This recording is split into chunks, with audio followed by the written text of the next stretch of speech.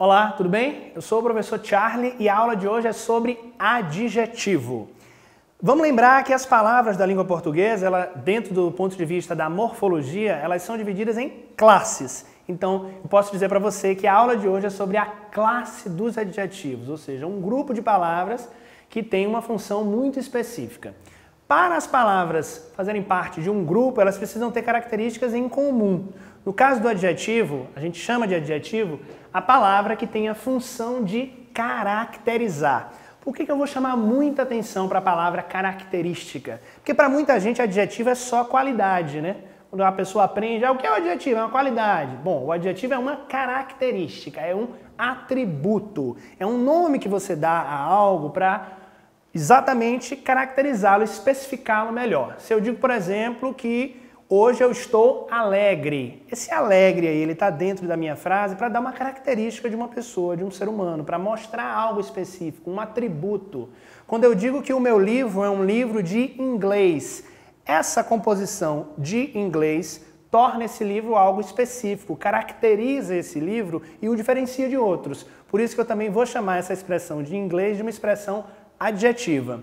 Vamos começar a compreender essa classe? Olha só. Partindo da ideia, então, de que a função do adjetivo é uma função de caracterizar, eu não vou poder esquecer nunca que os adjetivos também fazem parte de uma classe variável. E quando eu falo em variação na língua, eu estou falando em variação de gênero, número e grau. Masculino e feminino, singular e plural, o grau diminutivo, o grau aumentativo. O adjetivo, tal como o substantivo, tem essa particularidade, ele é variável, ele pode apresentar distinções. Então eu posso dizer que eu estou alegre, essa frase está no número singular, mas eu posso dizer que nós estamos alegres. O alegre, esse adjetivo, ele já ganhou o S para marcar o plural, para marcar o número. Por isso que eu digo que o adjetivo é uma classe variável, ele pode ser alterado, ok? Para gênero, número e grau, guarda isso.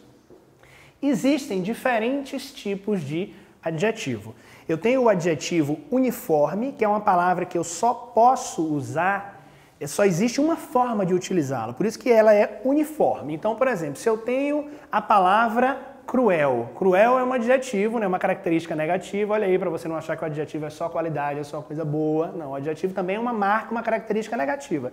Se eu digo que alguém é cruel, se eu uso essa palavra, eu tenho uma característica uniforme. Eu uso esse adjetivo tanto para o masculino quanto para o feminino. Existem também os adjetivos biformes, que são os que apresentam mais de uma forma.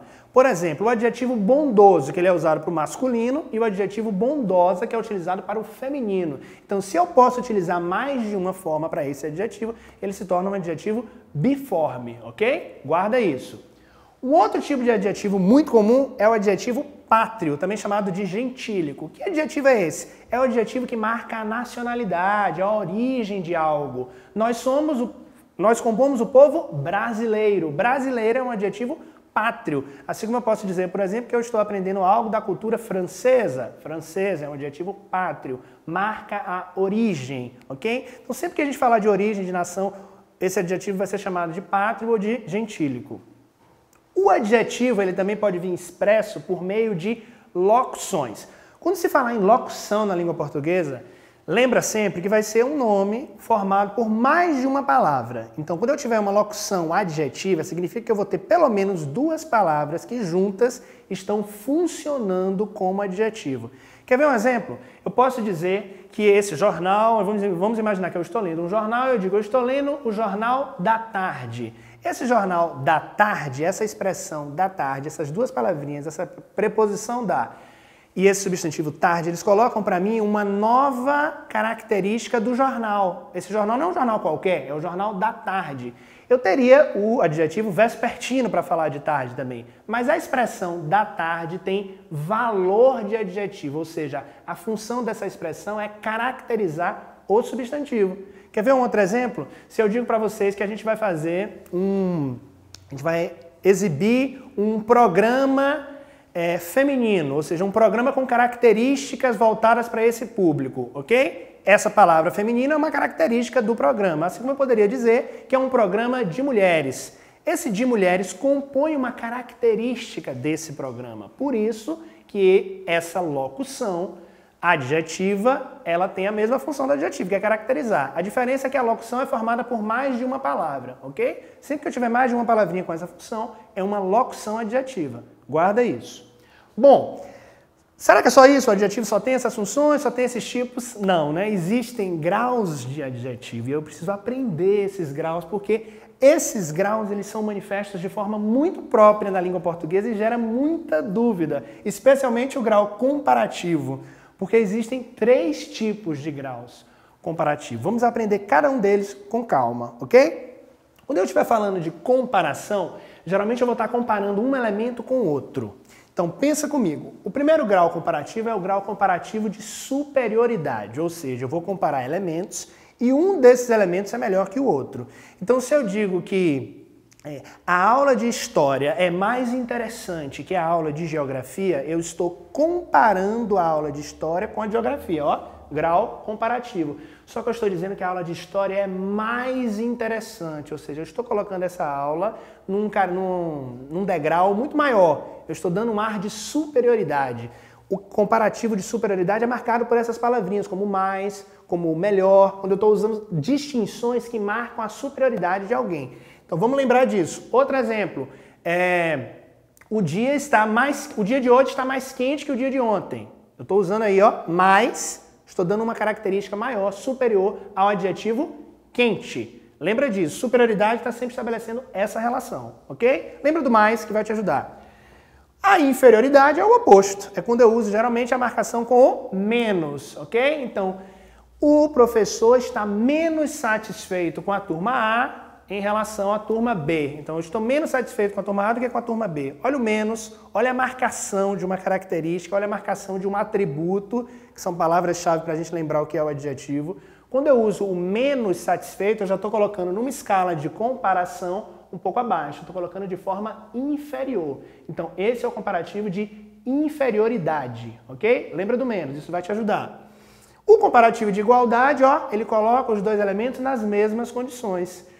Hoje o dia está tão agradável quanto ontem. Quando eu coloco essa tão agradável quanto ontem, eu estou colocando todos no mesmo nível, no mesmo grau, ok? Esse grau é o grau comparativo de igualdade, tanto quanto, tal qual. Então, lembra dessa relação, ok? Isso vai te ajudar. Mais para superioridade, menos para inferioridade e tal qual para igualdade, ok? Guarda isso.